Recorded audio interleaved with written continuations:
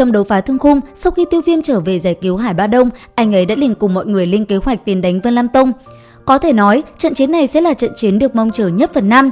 Bởi vậy, để chuẩn bị cho những tập phim vô cùng hấp dẫn, nhà sản xuất đã liên tiếp tung ra những đoạn trailer vô cùng đặc sắc với chất lượng đồ họa vô cùng đỉnh cao và sắc nét. Và để biết những diễn biến chính trong đại chiến Vân Lam Tông cùng trailer vừa được nhà sản xuất tung ra sẽ có gì hot, vậy thì hãy cùng mình tìm hiểu nha. Đầu tiên, trận đại chiến Vân Lam Tông sẽ bắt đầu với cảnh Vân Vận tiến vào hôn trường. Sau đó, khi hôn lễ vừa chuẩn bị diễn ra thì ở phía xa, Cầm Huyền trọng xích trong tay, Tiêu Viêm liền ném thẳng vào mặt Vân Sơn. Sau đó, thân ảnh của Tiêu Viêm cùng hàng chục vị cường giả cũng liền xuất hiện khiến Vân Sơn kinh ngạc. Trải qua một hồi võ mồm, trận chiến mở màn giữa Tiêu Viêm cùng Cổ Hà cũng liền diễn ra. Có thể nói, Cổ Hà cũng rất mạnh. Thế nhưng đáng tiếc, trong cuộc đổ ước đó, hắn ta đã bị Tiêu Viêm đánh bại trong vòng 10 chiêu. Bởi thế, hắn đành ngậm ngùi rời đi khỏi Vân Lam Tông. Để rồi sau đó, khi đã loại bỏ được Cổ Hà, Tiêu Viêm đã ngay lập tức khai chiến với Vân Lam Tông. Nhất thời, cuộc chiến nổ ra. Trong không trung, lấy tốc độ như tia chớp, Tiêu Viêm cứ thế lao tới cùng Vân Sơn quyết chiến ác liệt. Mỗi lần hai người va chạm, không gian như bị xé rách. Và sau một hồi ở bên trong chứng kiến học trò chiến đấu, Dược Lão cũng xuất hiện. Dùng một chưởng, ông liền chấn bay Vân Sơn về phía sau. Tuy vậy, vụ hộ pháp đánh hơi rất nhanh, ngay khi Dược Lão xuất thủ thì hắn ta cũng liền có mặt cùng ông giao chiến.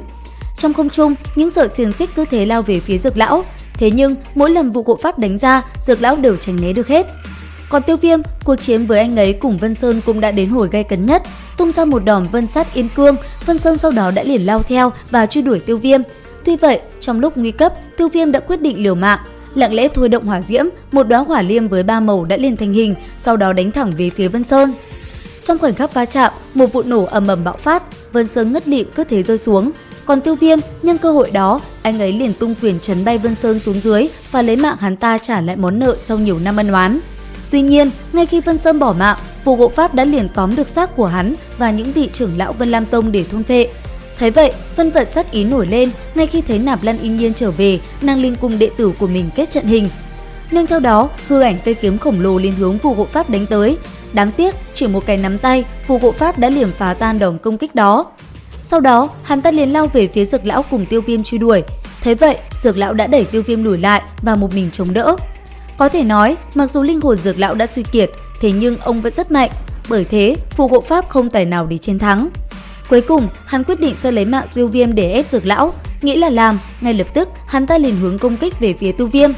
Thấy vậy, ở phía sau, Hải Ba Đông cùng Gia Hình Thiên và 3 người Lâm Diễm đã liền kết thành trận hình phòng ngự chắn trước người Tiêu Viêm. Đáng tiếc, nó vẫn không chặn được đòn công kích mạnh mẽ kia, bàn tay đen kịt cứ thế lao tới người Tiêu Viêm. Trong khoảnh khắc sinh tử, rất may, Mỹ Đỗ Toa đã liền xuất hiện và cứu anh ấy. Sau đó, nàng cũng liền nhận lời với Tiêu Viêm sẽ trợ giúp Dược Lão. Bởi vậy, hai người đã liền cùng nhau liên thủ chiếm vụ hộ pháp. Tuy nhiên, tên kia rất mạnh, hai người cũng không thể chiến thắng. Không chỉ vậy, để gia tăng thực lực, hắn ta còn tự bạo thân xác của Vân Sơn nữa. Sau đó, khi chuyển toàn lực, hắn ta liền đánh thẳng về phía Dược Lão. Lúc này, biết mình không thể tránh khỏi, Dược Lão chỉ đành lưu lại ấn ký trên trán Tiêu Viêm và dặn dò anh ấy. Sau đó, ông mạnh mẽ đối mặt và để xiềng xích đâm xuyên qua cơ thể, mặc kệ vụ hộ pháp bắt lấy linh hồn của mình.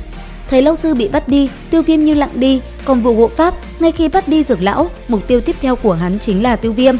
Bởi vậy, từ trên người hắn ta, những sợi xích đã lần thứ 2 lao về phía Tiêu Viêm, đoạt mạng anh ấy. Trong khoảnh khắc đó, pháp mã liền kéo Tiêu Viêm rời đi, còn Hải Ba Đông và Gia Hình Thiên, hai người cũng toàn lực chống đỡ.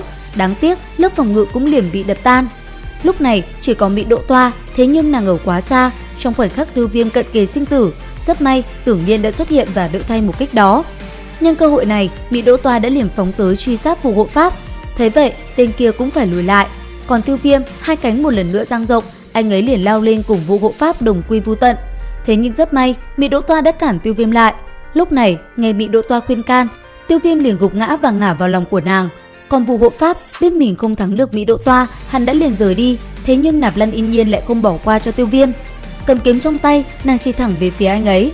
Thấy vậy, cơn lửa giận bùng cháy, Tiêu Viêm dùng tốc độ như tia chớp liền một hơi đánh tan Nạp Lan Yên Nhiên. Lúc này, chứng kiến mọi chuyện xảy ra, Vân Vận đau lòng, nàng liền cầm kiếm tự sát.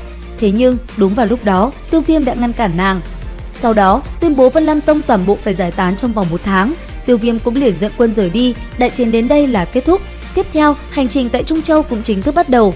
Và liệu rằng Tiêu Viêm sẽ mạnh lên như thế nào? Theo dõi kênh để biết thêm chi tiết nha!